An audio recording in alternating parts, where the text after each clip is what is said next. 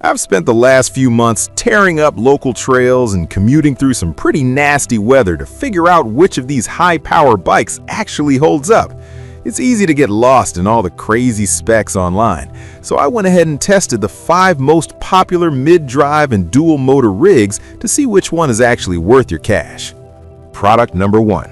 6000W Peak Dual Motor E-Bike.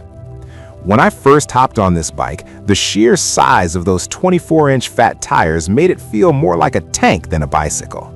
It's got a heavy, solid aluminum frame that didn't rattle at all when I took it off-road. The standout for me was the dual motor setup. When I engaged both, the acceleration was almost scary. It hit 45 miles an hour way faster than I expected. I took it out on a steep, muddy hill that usually kills my other e-bikes, and this thing just ate it up thanks to that massive torque. The 52V battery is a beast too.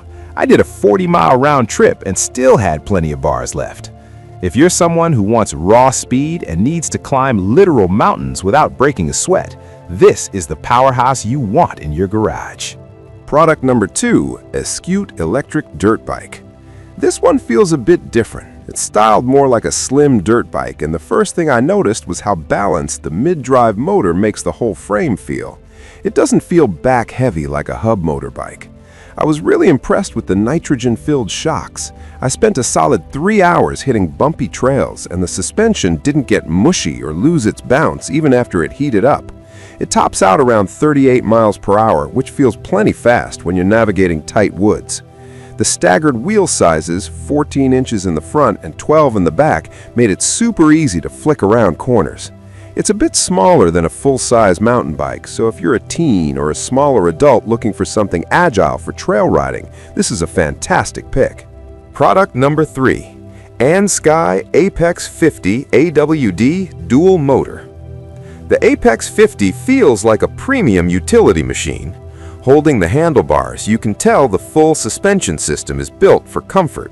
It has this mid-mounted rear shock that I found really smoothed out those annoying vibrations you get on gravel roads. During my rides, the AWD system was a lifesaver when I hit a patch of loose sand. The front motor pulled me right through instead of letting the front tire wash out. The hydraulic brakes are a highlight here. They have a really firm, predictable bite, which is exactly what you need when you're flying at 35 miles per hour. It's got a more traditional bike look despite the power, making it a great choice for hunters or campers who need to lug gear across rough terrain without getting stuck in the muck. Product number 4. Mid-Drive Electric Dirt Bike 3000W. This bike felt surprisingly light and easy to manage right out of the box. Since the motor sits right in the middle, the center of gravity is low, which made me feel much more confident when I was standing up on the pegs through rocky sections. I played around with the 3 speed modes and found the middle setting perfect for casual trail cruising, while the top gear gave me that 34-mile-per-hour punch for the straightaways. The seat is actually one of the most comfortable I've used. It's got this thick, grippy foam that didn't leave me sore after an hour of riding. It's a very approachable bike that doesn't feel intimidating.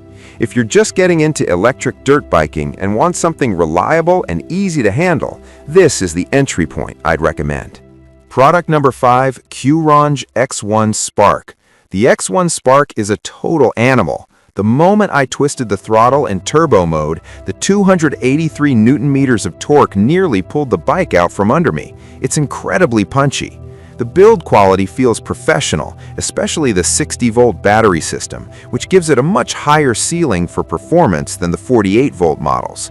I pushed it hard on a dirt track, and the mid-drive motor stayed relatively cool, which tells me the heat management is solid.